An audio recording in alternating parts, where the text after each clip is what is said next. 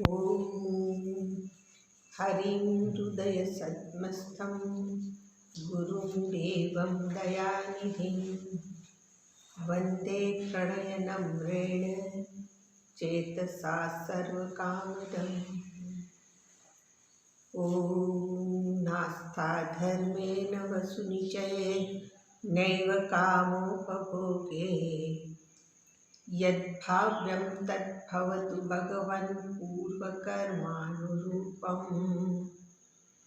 एतत् प्रार्थ्यं मम बहुमतं जन्म जन्मान्तरेऽपि त्वत्पादाम्भोरुहयुगगता निश्चला भक्तिरस्तु।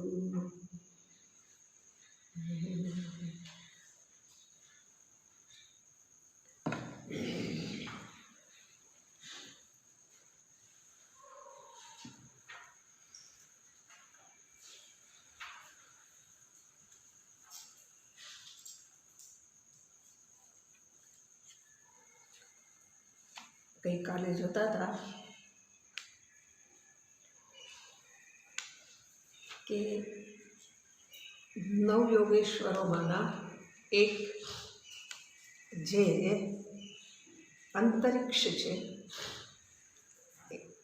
ए निमि राजाना प्रश्नना जवाब रूपे माया केनु नाम है अथवा तो माया थी आपणे जेने ओळखीए छीए एनु प्रतिपादन अहींया श्लोकोमां करे छे। अने गई काले जोयुं हतुं छठ्ठो श्लोक कर्माणि कर्मभिः कुर्वन् सनिमित्तानि देहवृत्त जेणे शरीरने धारण कर्युं छे ते कर्माणि कर्मभिः कुर्वन् अने पाछा केवा छे तो के सनिमित्तानि जे सनिमित्त छे जेनी कोईक ने कोईक निमित्त रहेલું છે एवा निमित्तवाळा जे कर्म छे ए कर्मो एने कुर्वन् करीने एटले इंद्रियो जे प्रदान थयेली छे इंद्रियोथी शुं छे तो के करवा माटे आ परमात्माए एना माटे ज आपणने इंद्रियोनुं प्रदान करेલું छे तो एनाथी कर्मो करे अने ए जे कर्मो कर्या होय वर्तमानमां थता होय एना फळ पण मळता होय अने पूर्वना जन्ममां क्यारेक जे करायेला कर्मो होय ए कर्मना फळ पण व्यक्तिने प्राप्त थता होय छे। अने एटला माटे के छे तत्त कर्मफलम गृह्णन् जे संघातनी सहायथी करायेला जे कर्मो छे एना फळने ग्रहण करता गृह्णन् ग्रहण करता करता मनुष्य शू करे छे तो के भ्रमती इह आ सृष्टिनी अंदर ए परिभ्रमण करतो रहे छे अने ए परिभ्रमणनी पाछळनुं कारण शुं छे तो एने पण बतावता के छे सुखईतरम अहींया एने जे प्राप्त थयुं छे ए प्राप्त फळथी बीजुं कोई फळ हजी मळे एम होय ए सुख माटे ए प्रवृत्त थाय छे। तो आ प्रमाणे आज कर्मफळने भोगवता भोगवता ज फरी पाछा मनुष्य कर्मो करी ले छे अने ए कर्मो केवा छे तो के ए कर्मो एनुं फळ आपे छे एटले सुख दुख रूपी फळ एनुं प्राप्त थतुं ज रहे छे। ए फळ प्राप्त थाय एटले फरी पाછી ए फळनी छाप पोताना चित्तमां रही जाय छे के आ खाधुं तुं ए बहु सारुं हतुं आ खाधुं एनो स्वाद मने गम्यो नहीं अने एटले हवे ए जे संस्कार रूपे ए जे फळनी छाप ऊभी थई एने आधारे शुं थाय छे तो के मनुष्य छे ए फरी पाछा नवा सुख अने दुःखना पेला फळने भोगने माटे सृष्टिनी अंदर परिभ्रमण करतो रहे छे। એવું જોયું હતું કે કર્મનું ફળ અવશ્યંભાવી છે. અવશ્યંભાવી છે એનો અર્થ એવો થાય કે વ્યક્તિ જ્યાં સુધી એ કર્મફળને ખાઈ ન લે ત્યાં સુધી એમાંથી એને મુક્તિ અપાતી નથી. તો આ રીતે આજે કર્મફળને ભોગવતા ભોગવતા શું થાય છે તો એને પછીના શ્લોકની અંદર ભ્રમતી કીધું છે. એ પરિભ્રમણ કરતો રહે છે, ભટકતો રહે છે. તો એના સંદર્ભમાં જ વધારે આગળ બતાવતા શું કહે છે પછીના શ્લોકમાં? ઇત્થમ કર્મ ગતિ ગચ્છન બહ્વ ભદ્રવઃ પુમાન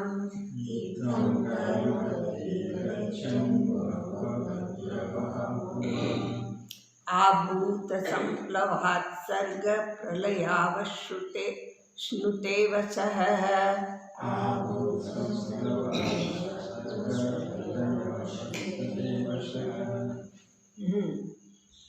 ઇત્થમ આ રીતે કર્મ ગતિ ગચ્છન કર્મની ગતિ એટલે જે કર્મો કર્યા છે એ કર્મોને અનુસરીને પ્રાપ્ત થતી જે ગતિ છે એ ગચ્છન એને પ્રાપ્ત થઈને અથવા તો એ જે ગતિ છે એને અનુસરીને બહ્વ ભદ્ર વહાહા પુમાન, ત્યાં સંધિ છૂટે છે બહુ અભદ્ર વહાહા.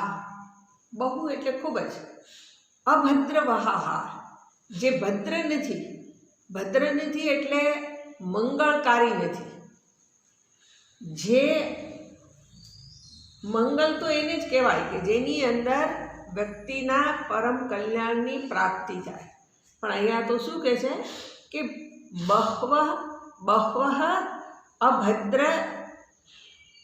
અભદ્ર વહાહા, જ્યાં જે અનેક શરીરની પ્રાપ્તિ કરે છે. પણ એ શરીર કેવા છે બધા? તો કે જે કલ્યાણકારી નથી એવા શરીરને અથવા તો એવી ગતિને એ પ્રાપ્ત થતા રહે છે. પુમાન એટલે મનુષ્ય. અને એ પરિભ્રમણ આવું ક્યાં સુધી કર્યા કરે છે તો એને પછીના પદમાં બતાવ્યું. આ ભૂત સંપ્લવાત સર્ગ પ્રલયૌ અશ્નુતે અવશઃ. આ ભૂત સંપ્લવાત, આ ભૂત એટલે સૃષ્ટિના જે કોઈ મહાભૂતો છે, આ ભૂત સંપ્લવાત એનું સારી રીતે નાશ થઈ જાય અથવા તો એનો પ્રલય થઈ જાય ત્યાં સુધી. બરાબર? એટલે આ જે જીવો છે એનું શું થાય છે તો કે જુદા જુદા જન્મ મૃત્યુને પ્રાપ્ત કરતો રહે છે. અને એ જન્મ મૃત્યુની પ્રાપ્તિ ત્યાં સુધી કર્યા કરે છે કે જ્યાં સુધી આ સૃષ્ટિનો પ્રલય થાય. આપણે પુરાણોની વાર્તા સાંભળી છે, એમાં એવું સાંભળેલું છે કે નિયંતાએ પહેલાં સૃષ્ટિ બનાવી, હવે બનાવી પછી એનું પાલન કરે અને અંતે એ સૃષ્ટિને પોતાની અંદર સમાવી દે. તો અહીંયા પણ એવું જ કહેવું છે કે જે સૃષ્ટિ બનાવી એનું પ્રયોજન છે જીવોને એના કર્મના ફળને એનો ભોગ કરાવવો. તો ભોગ કરી લે જીવ અને અનેક જન્મો સુધી પરિભ્રમણ કરતા હવે ભગવાનને જ ક્યારેક એવું થાય કે આ બહુ ભટક્યું, બહુ રેઠ્યું, તો પછી હવે શું કરું? તો કે એને થોડોક વખત આરામ મળે એવું કરું. એટલે ભગવાન આરામ માટે શું કરે તો કે આ ભૂત સંપ્લવાત, જેમાંથી એટલે 5 મહાભૂતોમાંથી દેહનું સર્જન થયેલું છે, એ ભૂતોનો જ નાશ કરી દે. દેહનું બંધારણ જે મહાભૂતોમાંથી થયું હોય એ મહાભૂતોનો જ નાશ થતા સુધી આ ભૂત સંપ્લવાત સર્ગ પ્રલય, જે બનાવેલી સૃષ્ટિ છે એનો પ્રલય ત્યાં સુધી એ બધાનો નાશ કરી દે છે, બરાબર. અને નાશ ન થાય ત્યાં સુધી શું, તો કે અશ્નુતે અવશઃ, જે કર્મનું ફળ હોય એને જે જીવ લાચારીથી ભોગવે છે.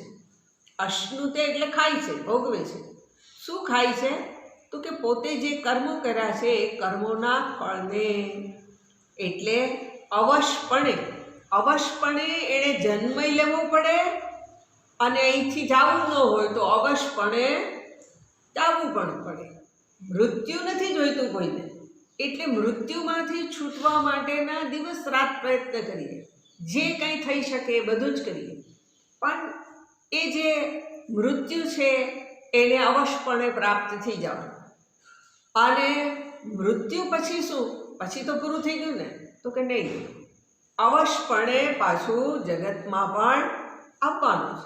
અવશપણે કેમ આવવું પડે છે, તો એનું કારણ આપણે આગળ જોયું કે વ્યક્તિ જે કર્મો કરે છે એ કર્મોની છાપ છે એ એના ચિત્તમાં રહી જાય છે. અને એની છાપ રહી જવી એટલે એના સંસ્કારો ચિત્તમાં રહી જવા. અને એને આધારે શું થાય છે, તો કે ફરી પાછા નવા શરીરની પ્રાપ્તિ. એટલે ફરી શરીર મળે તો સુખ તો બધાઈને જોઈએ છે, પણ દુઃખ છે એ કોઈને નથી જોઈતું. તો એ અવશપણે આ સુખ અને દુઃખ પણ ખાય છે. એ ખાય છે એટલે આપણે જ અવશપણે જે નથી જોઈતું એ દુઃખ આદિ આપણને આવીને મળે જ છે. એટલે આ રીતે શું થયું, તો કે આ જે કંઈ ઘટના ઘટે છે, જે પરિસ્થિતિનું નિર્માણ થાય છે એ ભગવાનની માયા છે. એની માયાથી જ આ સર્વ કાંઈ થાય છે. આવું કીધા પછી 8મા શ્લોકમાં કહે છે, શું કહે છે, ધાતુ પપ્લવ આસન્ને વ્યક્તમ દ્રવ્ય ગુણાત્મકમ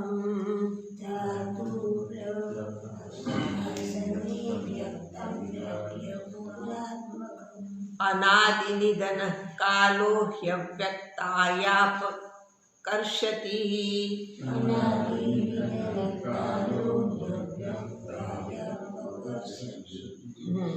શું કે છે,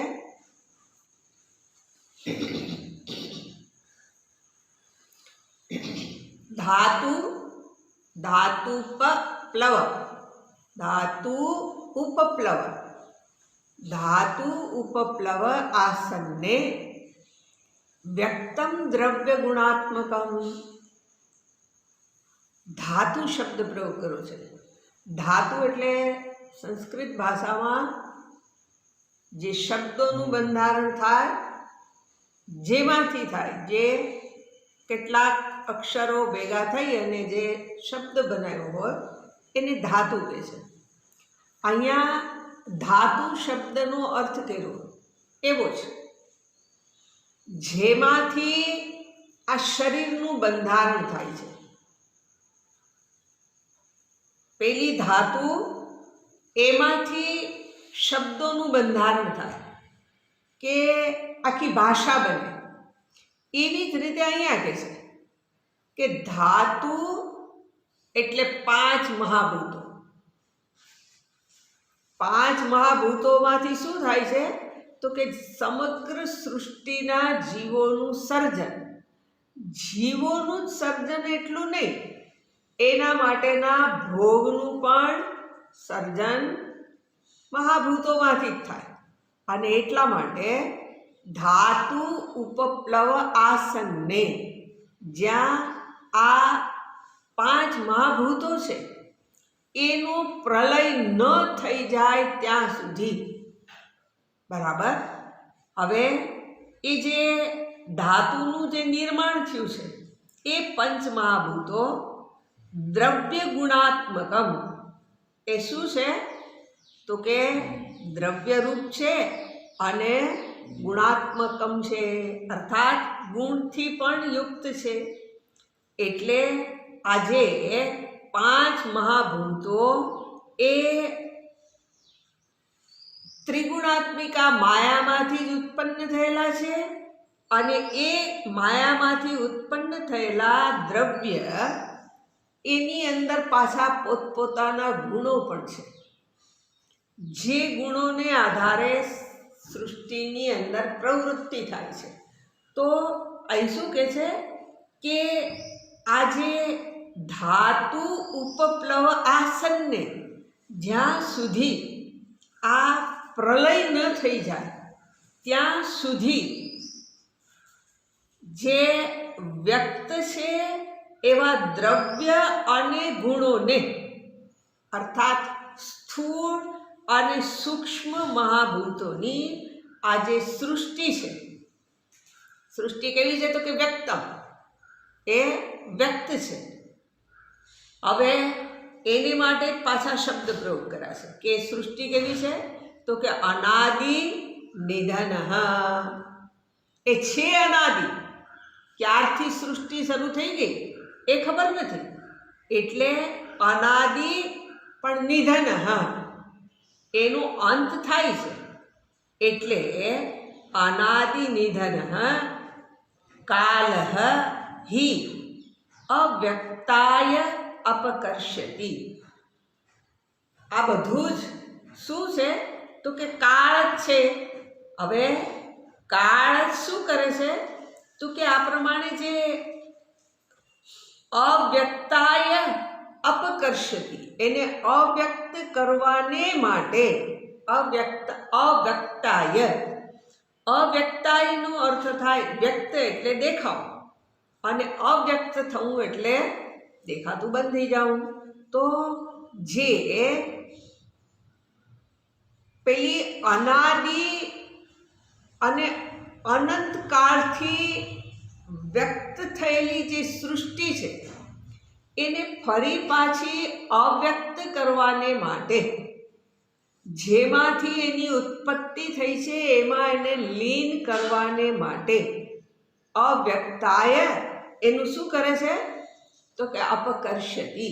અપકર્ષતિ એટલે એને ખેંચે છે, એને પોતાની તરફ આકર્ષી લે છે, અથવા તો એવું કહેવાય કે એના મૂળ કારણની અંદર એને સમાવે છે.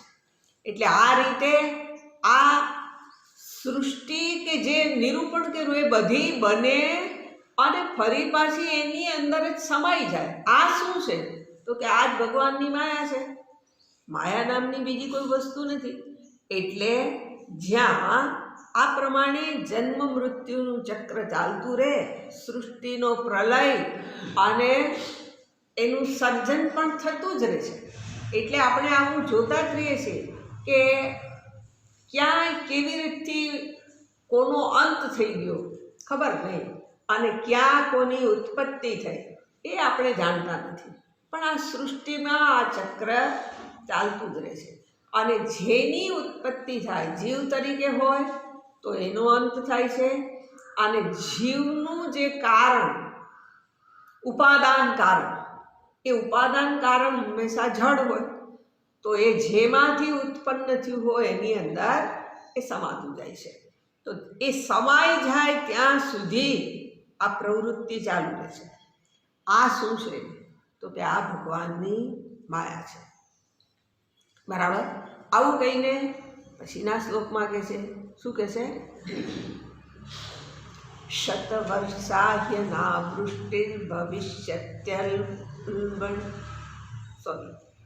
શતવર્ષાહ્યના વૃષ્ટિર્ભવિષ્યત્યુલ્બણા ભુવિ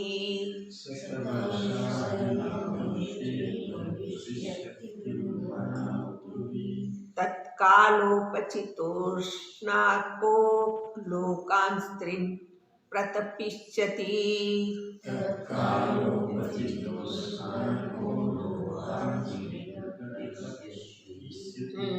શું કે છે?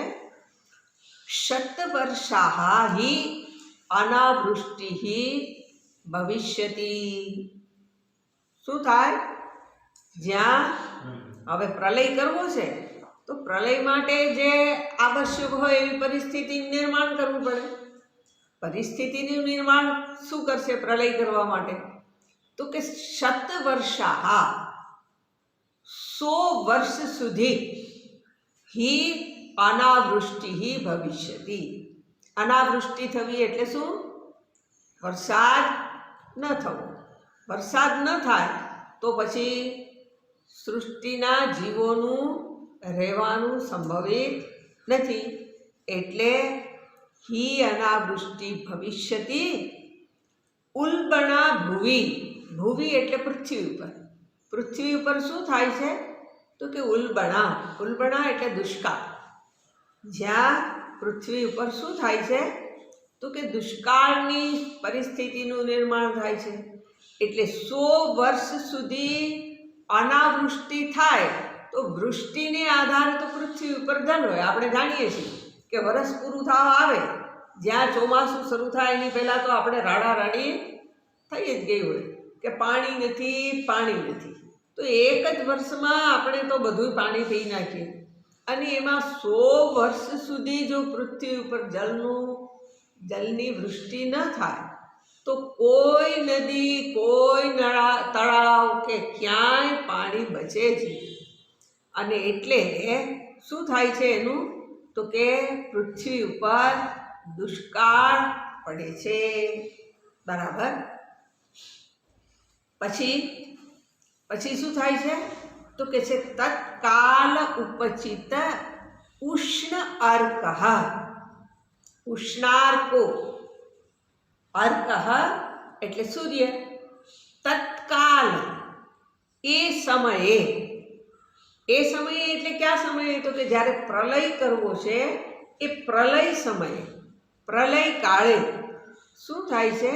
તો કે એ કાળને ઉપચિત, એને અનુસરીને, એ કાળને અનુસરીને જે ઉષ્ણ અર્કઃ, જે ધગધગતો અંગારા જેવો થયો છે એવો ઉષ્ણ સૂર્ય અથવા તો ગરમ સૂર્ય અથવા તો સૂર્યના ગરમ કિરણો લોકાન ત્રીન, જે ત્રીન લોકાન, ત્રણેય લોકને એને શું કરે છે?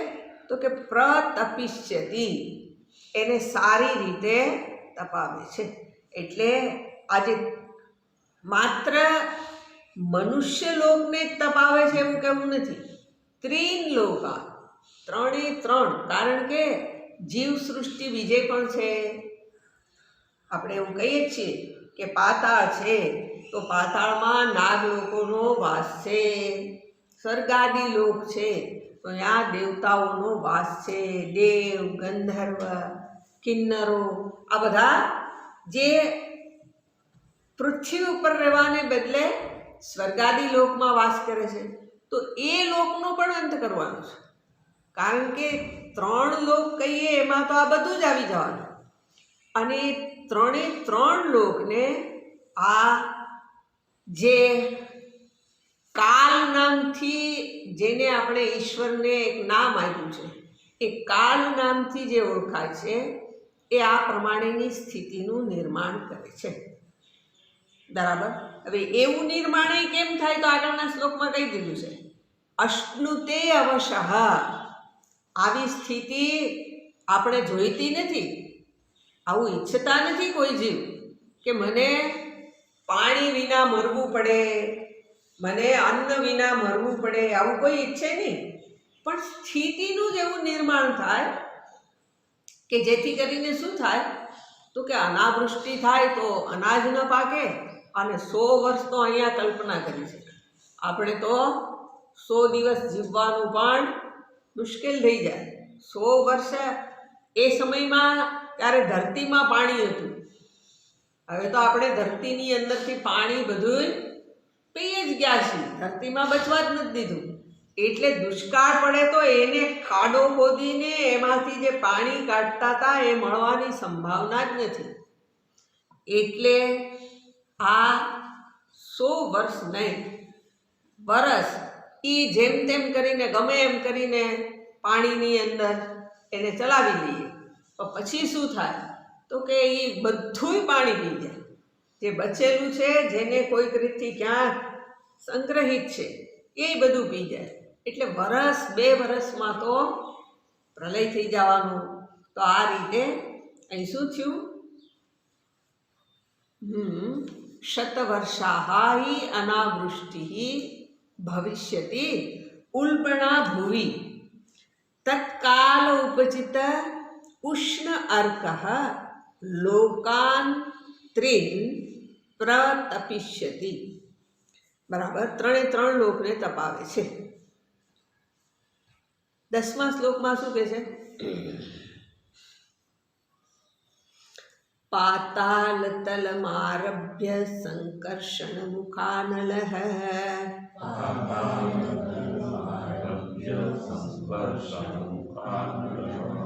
દહન ઊર્ધ્વશિલો દહન ઊર્ધ્વશિખો વિશ્વક વર્ધતે વાયુનેરિતઃ.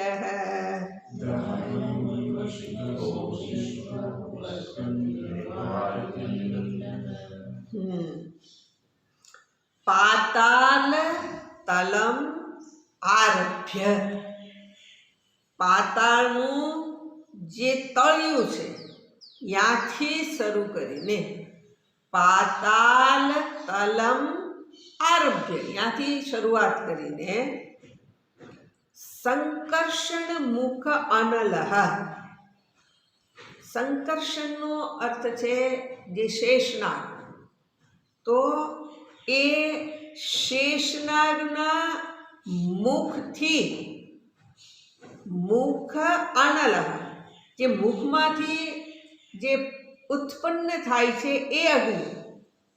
સંકર્ષણ મુખ અનલહ, જે શેષનાગના મુખમાંથી પણ જે એવું કે એમાંથી પણ તાપ જ નીકળે છે, ઝેર નીકળે છે, તાપ નીકળે છે. તો એમાંથી પણ શું થાય છે કે તો કહે છે કે એમાંથી નીકળતી જે આગ, એનાથી દહન ઊર્ધ્વ શિખઃ, એનાથી દાઝતા દહન રૂપી જે ક્રિયા થાય છે એના વડે દાઝતા દહન ઊર્ધ્વ શિખઃ. ઊર્ધ્વ શિખઃ એટલે ઉપર સુધી એની જ્વાળાઓ ઉઠતી રહે છે. ઊર્ધ્વ શિખઃ, જે અગ્નિની જ્વાળાઓ છે કેવી છે?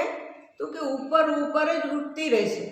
એટલે અગ્નિ વધારે ને વધારે પ્રજ્વલિત થાય છે. આપણને ખબર જ છે, અને ખબર ન હોય તો આપણે ખબર કરી લેવા જેવી છે કે હવે ફરી પાછો સૂર્ય તપશે.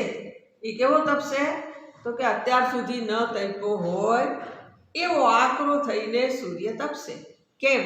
તો કે પૃથ્વી ઉપર જે વાતાવરણ છે એને આપણે દૂષિત કરી દીધું છે, એના પડને તોડી નાખ્યું છે, વનસ્પતિને બચવા નથી દીધી.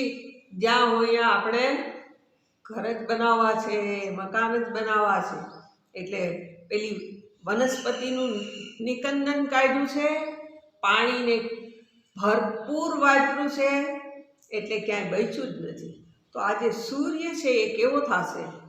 તો કે દહન ઊર્ધ્વ શિખઃ વિશ્વ વર્ધતે વાયુના ઈરિતઃ.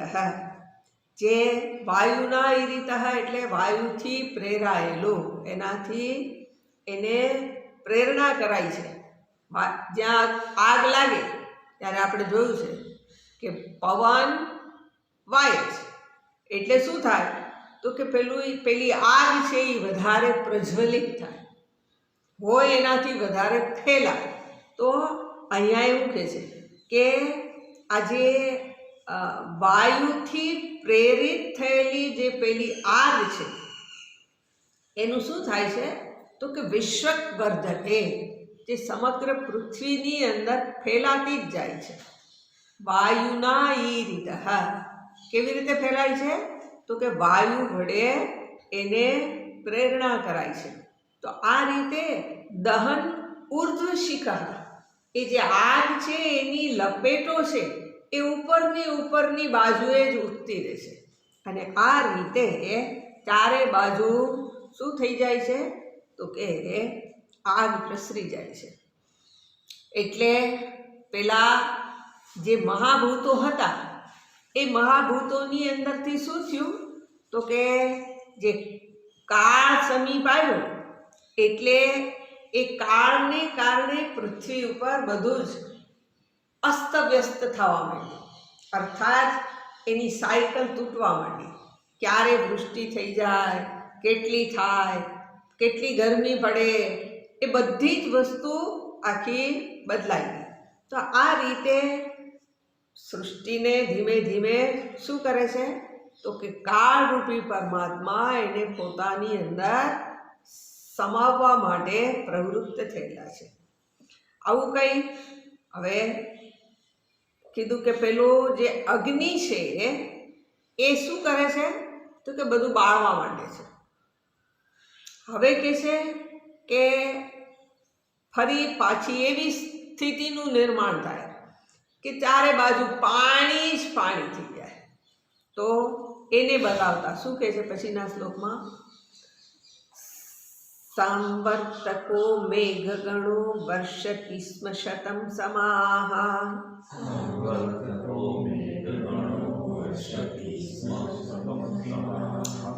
ધારાભિર્હસ્તિ હસ્તાભિર્લીયતે સલિલે વિરાટ.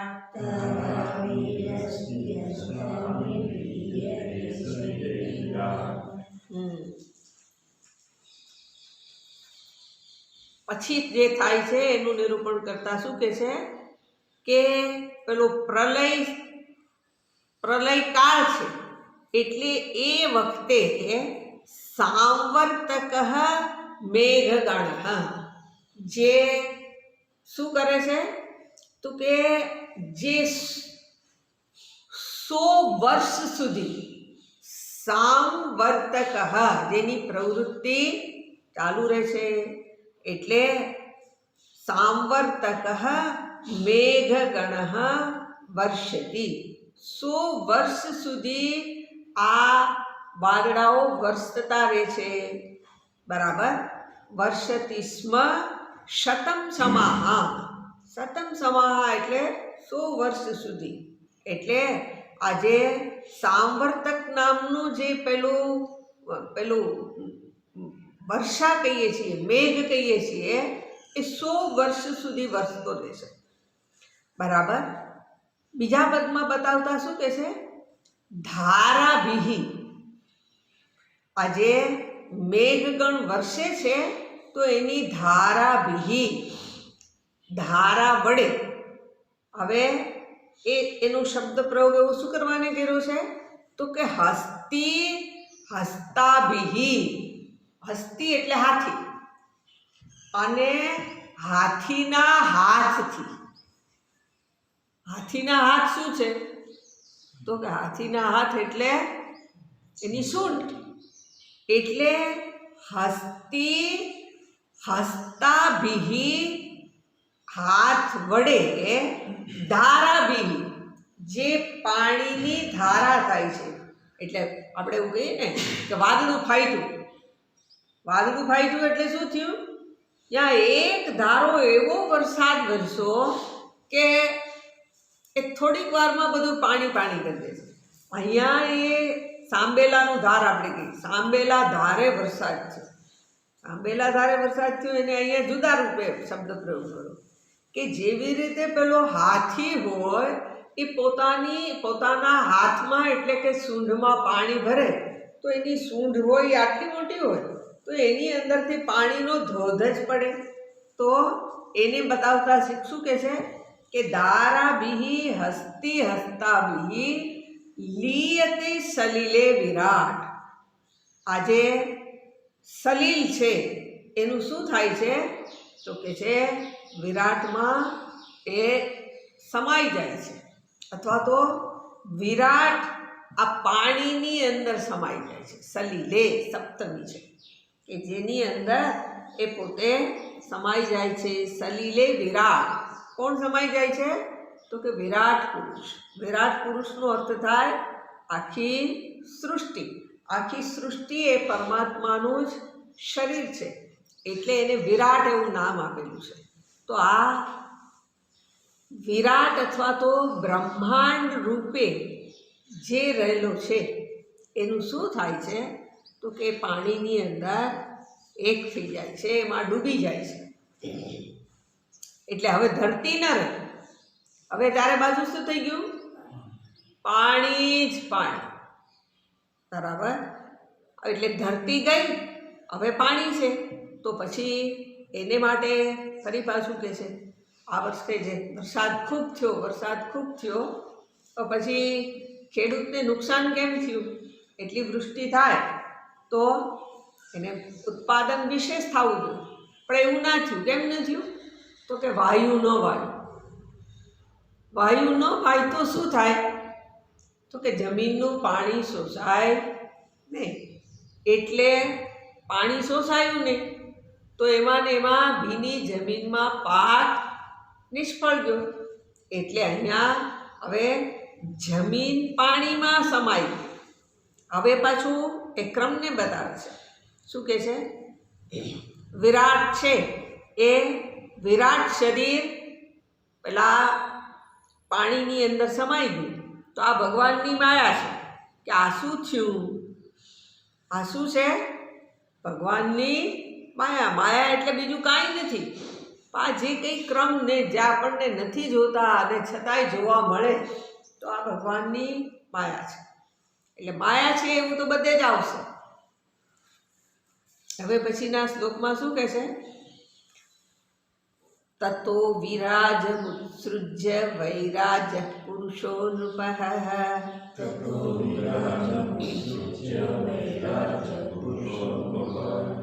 અવ્યક્તમ વશતે સૂક્ષ્મં નિરિંધનૈવાનલઃ.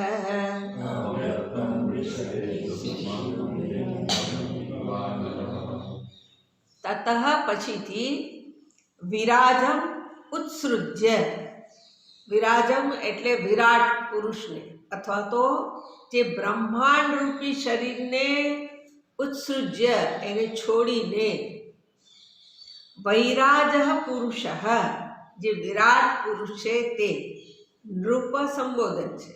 હે નૃપ, પછીથી આજે બ્રહ્માંડ રૂપી શરીરને છોડીને એ વિરાટ પુરુષ અવ્યક્તમ વિશતે એ અવ્યક્તની અંદર પ્રવેશે છે. વિશતે પ્રવેશે છે. અવ્યક્તમ વિશતે બરાબર. સૂક્ષ્મમ નિરિંધન ઇવ અનલઃ. કેવી રીતે પ્રવેશ કરે છે? તો કે જેવી રીતે પેલું ઈંધણ છે એ અનલઃ અનલની અંદર અર્થાત અગ્નિની અંદર એની અંદર એક થઈ જાય છે, સમાઈ જાય છે. શેની અંદર એક થઈ જાય છે? તો કે ઈંધણની અંદર. એ જે ઈંધણ રૂપે જે હતું એ ઈંધણ રૂપે શું હતું? તો કે જગતની અંદરની જે કાંઈ વસ્તુ છે બધી, કારણ કે 5 મહાભૂતોમાંથી સૃષ્ટિનું સર્જન થયું તો ત્યાં ધરતી હોય, પાણી હોય અને ત્રીજું આવે અગ્નિ. તો એમાંથી જે ઉત્પન્ન થયેલું છે, જે કંઈ વ્યક્ત થયેલું છે, નામ રૂપવાળું છે તે એ બધું જ પહેલાં શું થાય છે?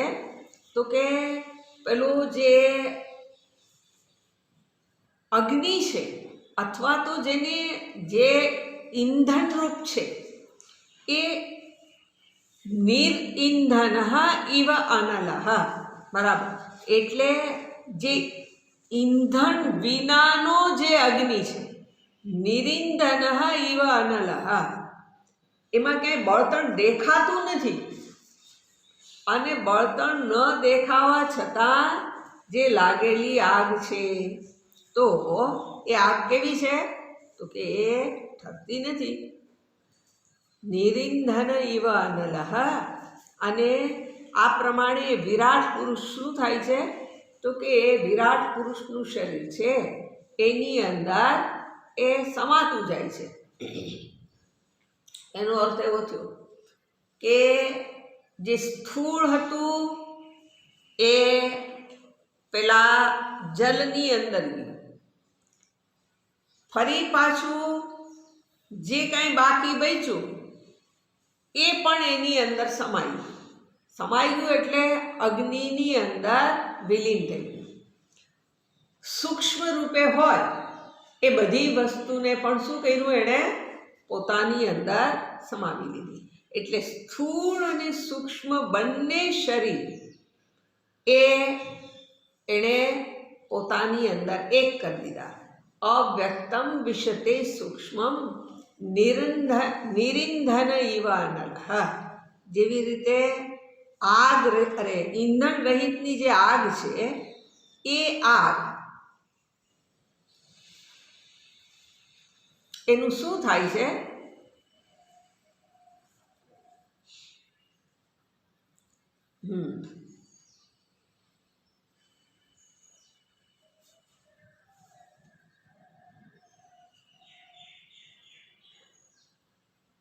એક જ મિનિટ.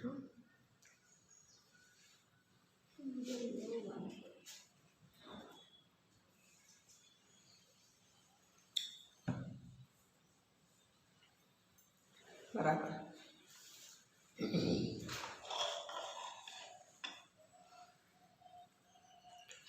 એટલે આ જે આગ છે એ વ્યાપક રૂપે શું થાય છે તો કે સમગ્ર જેની અંદરથી એ પોતાનું સર્જન થયેલું છે પ્રકૃતિ સહિત એ બધું જ એની અંદર સમાઈ જાય છે. એટલે એનો અર્થ એવો થઈ ગયો કે પ્રાણી માત્રને એ શું કરે છે તો કે પોતાની અંદર સમાવી લે છે. એનો નાશ કરે છે એવું કહેવું નથી. એને શું કર્યું છે, વિશતે એની અંદર પ્રવેશી જાય છે. પ્રવેશીને એ અવ્યક્ત અવસ્થામાં એમાં સ્થિત થાય છે.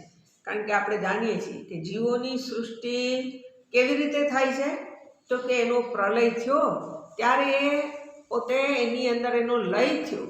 લય થયેલી વસ્તુ જેવી રીતે આપણે સુષુપ્તિમાં જઈએ ત્યારે શું થાય છે, આપણા મન અને આ સંઘાત એટલે સૂક્ષ્મ શરીરનું, સ્થૂળ શરીર તો પડ્યું રહે છે અને મન કે જે પ્રવૃત્તિ કરાવતું હતું જ્ઞાનેન્દ્રિયો એ બધું શું થાય છે તો કે એનો લય થઈ જાય છે. એ લય થયેલા ફરી પાછા આપણે જાગીએ ત્યારે વળી પાછું એ મન ઇન્દ્રિયોની પ્રવૃત્તિ શરૂ થાય છે. તો આ એવું કહેવાય, એવું સિદ્ધાંત જ છે કે જે એવું બતાવે છે કે જીવોના જે પ્રકારના કર્મના સંસ્કાર છે એ સંસ્કારનું જ્યારે આ સૃષ્ટિનો પ્રલય થાય ત્યારે એ અવ્યક્તની અંદર સમાઈ જાય છે અને ફરી પાછું જ્યારે સૃષ્ટિ બનાવવાની થાય ત્યારે એમાંથી ભગવાન એ શું કરે છે, ઈશ તો કે એના સંસ્કારને અનુરૂપ એને ફરી પાછું જન્મ આપે છે. તો આ શું છે તો કે આ ભગવાનની માયા છે. બરાબર. એવું કહીને હવે સલીલના સંદર્ભમાં અનલહ પછી જે વાયુ છે એને બતાવે છે. શું કહે છે, વાયુના ઋત ગંધાભુઃ સલિલત્વાય કલ્પતે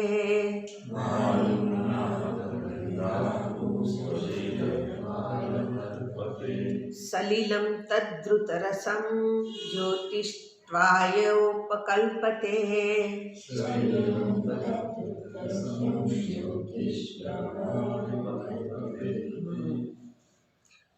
વાયુના ઋતગંધા, વાયુ વડે ઋત એટલે હરાય છે.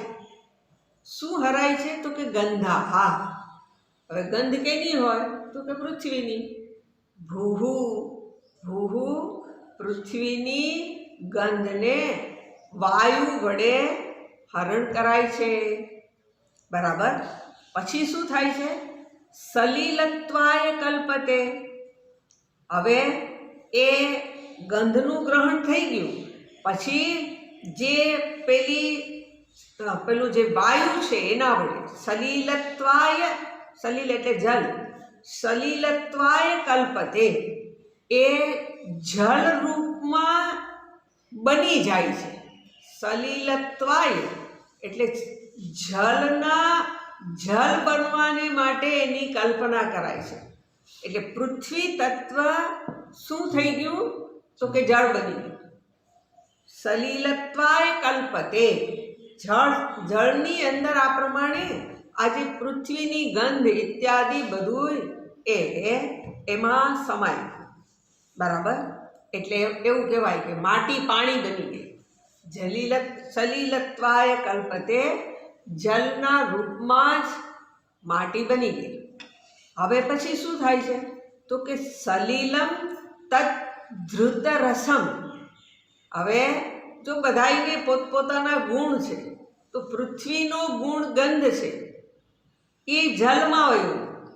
હવે કે છે સલિલમ તત ધૃત રસમ, એ જે પાણી છે એનો રસ, એનો જલનો ગુણ છે રસ. તો એ જે પાણી છે એનું રસ છે, એને ધૃતમ, એને ધારણ કરીને જ્યોતિષ્ટ્વાય ઉપકલ્પતે. જ્યોતિષ્ટ્વાય એટલે તેજ રૂપે, અથવા તો અગ્નિ રૂપે, તેજ રૂપે. એટલે આ જલનું કારણ અગ્નિ છે, એટલે એ તેજ રૂપે અગ્નિ, અથવા તો અગ્નિ રૂપે, તેજ રૂપે એ બની જાય છે. કોણ બની જાય છે? તો કે પેલું જલ છે તે. એટલે જલ છે એ અગ્નિ રૂપે બની જાય છે, કારણ કે એનું કારણ છે. તો આ શું છે? તો કે આ ઈશ્વરની માયા છે. હવે પછીનું બતાવે છે શું થાય છે? રુદ્રરૂપમ તુ તમસા વાયૌ જ્યોતિ પ્રલીયતે.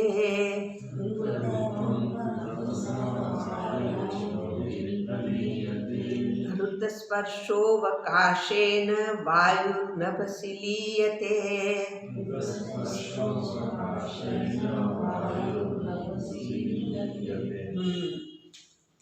શું કહે છે? રુદ્રરૂપમ તુ, પછીથી શું થાય છે? એ રુદ્ર એટલે હરી લેવું. રૂપમ, જે રૂપ છે અર્થાત તેજ છે. રૂપમ તુ તમસા, તમસા એટલે તમો ગુણ. તમો ગુણ એના વડે શું થાય છે? તો કે વાયૌ જ્યોતિ પ્રલીયતે. જો તત્વબોધને જરાક યાદ કરો તો ત્યાં એવું પ્રતિપાદન છે કે આ સમગ્ર સૃષ્ટિ ક્યાંથી બની? તો ક્રમ આપ્યો છે. બ્રહ્માશયા ત્રિગુણાત્મિકા માયા, તતઃ આકાશ સંભૂત, આકાશાત વાયુ. અને આ જે બન્યા એ બધાય બનેલા જે મહાભૂતો છે એને પોતાના ગુણ બતાવ્યા છે. એ ગુણ રૂપે એની અભિવ્યક્તિ છે, પણ એ ગુણ ઉપરથી ઉતરી આવે છે. એટલે પોતાનો એક ગુણ અને બીજા પછીના ગુણ એની અંદર આવતા રહે. હવે આ તો પ્રલય કરે છે, એટલે આ પ્રલયની અંદર હવે પેલું સર્જન છે, અહીંયા બતાવવું છે એ નાશ બતાવવું છે. એટલે નીચેથી ઉપર તરફ જાય છે. હવે આ ત્રણ ગુણ છે એની અંદરથી સર્જનમાં એવું બતાવેલું છે કે તમો ગુણની અંદરથી જે સ્થૂળ પદાર્થો છે એનું નિર્માણ કર્યું. પછી રજોગુણની અંદરથી શું થયું? તો કે રજોગુણની અંદરથી જે પેલા મહાભૂતો છે એની અંદર ક્રિયાત્મક પ્રવૃત્તિ બતાવવી છે, એટલે એનું સર્જન થયું. અને જે સત્વગુણ છે એની અંદરથી આકાશ ઇત્યાદિ. તો અહીંયા માત્ર તમોગુણને જ બતાવ્યું છે. તમસા વાયૌ જ્યોતિ પ્રલીયતે. આ જે તમોગુણ છે એના વડે ઉઠે છે.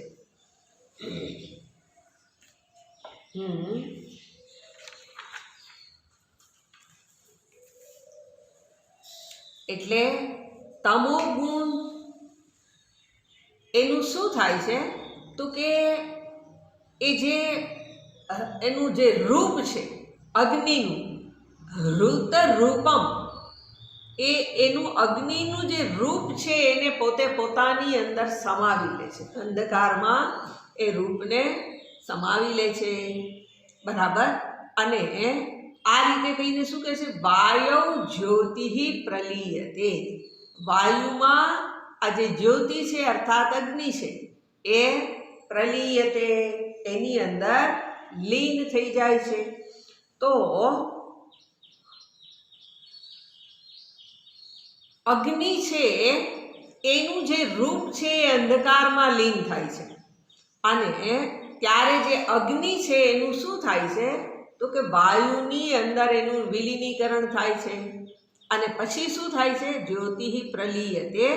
જ્યોતિમાં એ આ પ્રમાણેનો પ્રલય થઈ જતા જ્યોતિનો ઋત સ્પર્શ અવકાશેન વાયુ નભસી લીયતે.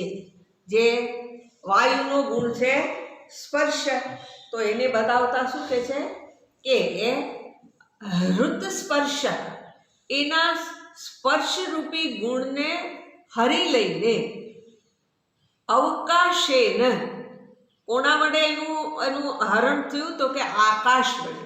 એટલે અવકાશ રૂપે આપણે જેને કહીએ છીએ એના વડે વાયુનો પેલો જે સ્પર્શ ગુણ છે એનું ઋત, એને હરાય. અને એ ગુણ ક્યાં ગયો? તો કે નભસી લીયતે. એનો સ્પર્શ રૂપી ગુણ ક્યાં વયો ગયો? સમાય ક્યાં ગયો? તો કે આકાશમાં. બરાબર. આવું કહીને પછીના શ્લોકની અંદર એને હવે આકાશ ક્યાં ગયું તો એની કલ્પના કરીને બતાવે છે. શું કહે છે? કાલાત્મના ઋતગુણમ નભ આત્મનિ લીયતે.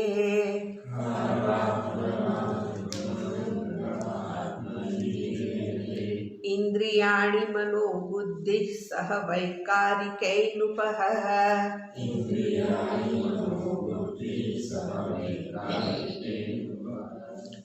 નૃપજ પ્રવિશન્તિ હ્યહંકારં સ્વગુણૈરહમાત્મની.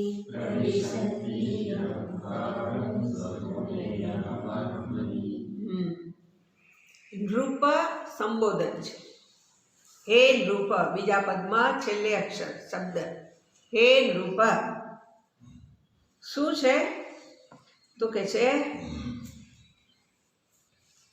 જો પરમાત્મા કેવા છે? તો કે એને ઇન્દ્રિયાદિ નથી, એને મન બુદ્ધિ નથી. તો આ બધું જ વસ્તુ જ્યાં જે છે એ બધું જ ક્યાં જશે? તો કે એની અંદર જ સમાઈ જશે. જેને કાંઈ છે નહીં એની અંદર જ આ બધું જશે. બ્રહ્મા શ્રયા ત્રિગુણાત્મિકા માયા. તો માયાનું જ આ છે શબ્દ એ બતાવે છે. એટલે શું થયું? કાલાત્મના. પરમાત્મા કેવા છે? ભગવાને ગીતાજીમાં કીધું છે કે હું કોણ છું? કાલોહમ જગત ભક્ષક. હું આ જગતનો ભક્ષણ કરનારો છું. તો અહીંયા એ કાળને જ બતાવ્યું. કાલાત્મના ઋત ગુણમ, એ આકાશનો જે ગુણ છે એનું હરણ કરાયું. એને બતાવતા કે છે ઋત ગુણમ નભઃ આત્મની લીયતે. પોતાની અંદર એને સમાવી લે છે. કોણ સમાવી લે છે? તો કે કાળ છે એ આકાશના આજે એનો ગુણ, એનો આકાશનો ગુણ શું છે? આકાશનો ગુણ શબ્દ. તો એ શબ્દરૂપી ગુણને પેલો કાળ છે એ પોતાની અંદર સમાવી લે છે. બરાબર. હવે આગળ કહે છે કે ઇન્દ્રિયાણી મનોબુદ્ધિ સહ વૈકારિકૈ. આ જેને આપણે ઇન્દ્રિય મન બુદ્ધિ કહીએ છીએ એ શું છે? તો કે એ આ પાંચ મહાભૂતોનો જ વિકાર છે. અને એટલે એ જે વૈકારિક પદાર્થ છે એ બધાનું શું થાય છે? તો કે ઇન્દ્રિયો અને મન બુદ્ધિ અહંકાર એ રજોગુણમાંથી ઉત્પન્ન થયેલા છે. એટલે એમાં સમાઈ જાય છે. સ્થૂળ શરીર તમો ગુણમાંથી એમાં ગયું, અને જે સાત્વિક કહીએ છીએ તો એ સાત્વિક પેલો અહંકાર ક્યાંક બાકી બચે તો એ સાત્વિક અહંકાર છે એ પણ સત્વગુણની અંદર લીન થઈ જાય છે. તો આ આકાશ છે એને સત્વગુણથી યુક્ત કીધું છે. તો એનું પણ શું થાય છે તો કે આ પ્રમાણે વિલીયતે, એટલે ઇન્દ્રિયાણી મનઃ બુદ્ધિ સહ એના સહિત વૈકારિકે હિ એ જે છે એના માટેના જે ગુણો અને એમાંથી બનેલા વિષયો અને આ જેનાથી ગ્રહણ થાય છે એ બધું જ કેવું છે તો કે વૈકારિક, એ વિકારમાંથી ઉત્પન્ન થનારું છે અને એમાં એ સમાઈ જાય છે. પ્રવિશી જાય છે. હિ અહંકારમ સ્વગુણૈહિ અહમ આત્મની, જે આ અહંકાર છે અર્થાત એને મહત્તત્વ કીધું છે. અંતિમ જે છે એ શું છે તો કે મહત્તત્વ છે, અને એ મહત્તત્વનું એમાં વિલીનીકરણ થઈ જાય છે, અર્થાત બ્રહ્મમાં એ મહત્તત્વ સમાઈ જાય છે. મહત્તત્વનો અર્થ થાય જેને આપણે પ્રકૃતિ કહીએ છીએ, એ એમાં જેમાંથી ઉત્પન્ન થઈ હતી એમાં એ સમાઈ જાય છે. બરાબર. એટલે આ રીતે શું થયું તો કે એ નિયંતાએ આ સૃષ્ટિને માયાની સહાયથી બનાવી હતી અને ફરી પાછી પોતાની અંદર જ એને સમાવી દીધી. પ્રકૃતિમાં એ જે પ્રકૃતિ કહીએ છીએ એ શું છે તો કે એ જ પ્રકૃતિ, એને જ મહત્તત્વ પણ કીધું છે. એ મહત્તત્વ અથવા તો પ્રકૃતિ એમાં આ બધું લઈ પામે છે અને આ માયા છે. તો આ રીતે કહીને જે માયાને બતાવતા, કારણ કે નિમિ રાજાનો પ્રશ્ન આ માયાને જાણવા માટે કરાયો હતો, એટલે અહીં સુધીનું હજી સર્જન બતાવ્યું એમ કહીને આ માયાના સર્જનની વાતને પૂરી કરતા અંતરિક્ષ જે યોગેશ્વર છે એ બતાવે છે. શું કહે છે? એષા માયા ભગવત સર્ગસ્થિત્યંતકારિણી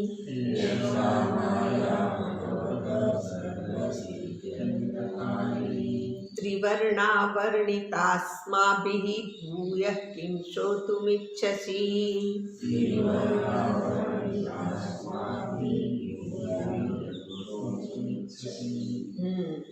એષા માયા ભગવત, આ ભગવાનની માયા છે. જે કેવી છે તો કે સર્ગ સ્થિતિ અંતકારિણી. સર્ગ એટલે સર્જન કરવું, સૃષ્ટિ બનાવવી. સૃષ્ટિની સ્થિતિ, સર્જન, સ્થિતિ અને પ્રલય કરનારી. અંતકારિણી એટલે એનો અંત કરનારી. ત્રિવર્ણા, જે માયા કેવી છે? 3 ગુણવાળી છે. ત્રિવર્ણા વર્ણિતા અસ્માભિઃ, જે અમારા વડે એનું વર્ણન કરાયેલું છે, જેનું નિરૂપણ કરાયું છે. સત્વ રજસ તમસ આ 3 ગુણવાળી છે. એટલે જેમાંથી આ આખું જગત બન્યું અને એ જગત બન્યું એનું અમે નિરૂપણ કરી દીધું. હવે કે છે ભૂયઃ કિમ શ્રોતુમિચ્છસી. હવે ફરી પાછા તમારે શું સાંભળવાની ઈચ્છા છે? તમારે આજે તમે પ્રશ્ન કર્યો અને અમે એ પ્રશ્નનું, માયાનું તમને વર્ણન કરી બતાવ્યું કે એ માયા ઈશ્વરને જ આશ્રિત છે. એણે જ જાણે કે શું કર્યું હતું તો કે એણે જ જાણે કે સૃષ્ટિ બનાવી, મહાભૂતો બનાવ્યા, નાના નાના જીવોનું સર્જન કર્યું અને એ પોતે તો પાછો એક અખંડ જ રહ્યો. એક અખંડ રહીને જે પરમાત્માએ માયાની સહાયથી આ જીવોની સૃષ્ટિનું નિરૂપણ કર્યું. અને કેવી રીતે કર્યું? તો કે જેવી રીતે આપણે એવું કહીએ કે કોઈ જાદુગર હોય એ આમ કરે, મુઠ્ઠીને ઘા કરે અને બધું કેટલું બધું ત્યાં રેડ ભેડ કરેલું આપણને દેખાડે, ન હોય એવું બધું ત્યાં નીચે પડેલું આપણને દેખાડે. તો એવી જ રીતે આ પરમાત્માએ શું કર્યું છે? તો કે એણે આ માયારૂપી મુઠ્ઠી એના વડે શું કર્યું? તો કે આખું જગત આપણને એમાંથી જ જાણે કે એની મુઠ્ઠીમાંથી જ ઉત્પન્ન થયું. અને ફરી પાછું હવે જ્યારે એ માયા ન હોય એવું આપણને દેખાડવું હોય ત્યારે શું કરે? તો કે બસ છું ઓલા છોકરાઓને આપણે કહીએ ને કે આમાં જો મુઠ્ઠી વાળીને કહીએ કે આમાં કાંઈ નથી. છોકરાને તો આપણે બનાવીએ છીએ, પણ આમાં જો કાંઈ નથી, તું ફૂંક માર, તો એ ફૂંક મારે અને આપણે શું કરીને કાઢીએ? જો લે ચોકલેટ નીકળી, આમાં તારો બાગ નીકળ્યો.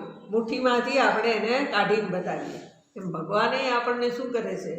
તો કે આ સૃષ્ટિનું નિર્માણ કરીને બતાવે અને ફરી પાછી આમ તો કાંઈ હોય જ નહીં, ઓલી તો ચોકલેટ નીકળે, આમાં તો કાંઈ છે જ નહીં, નીકળે નહીં. એટલે આખી સૃષ્ટિનો પાછો પ્રલય કરે. તો હવે ફરી નિમિ રાજાને પૂછ્યું છે. તો નિમિ રાજા હવે પછી પ્રશ્ન કરે છે અને એ પ્રશ્ન છે એનું જવાબ આપનાર જે યોગેશ્વર છે એનું નામ છે પ્રબુદ્ધ. ચોથા યોગેશ્વરનું નામ છે પ્રબુદ્ધ. એ જવાબ આપશે, જેને આપણે આવતા વખતે જોઈશું. ઓમ પૂર્ણમદ પૂર્ણમિદં પૂર્ણાત પૂર્ણમુદચ્યતે પૂર્ણસ્ય પૂર્ણમાદાય પૂર્ણમેવાવશિષ્યતે. ઓમ શાંતિ શાંતિ શાંતિ. હરિ ઓમ શ્રી ગુરુભ્યો નમઃ.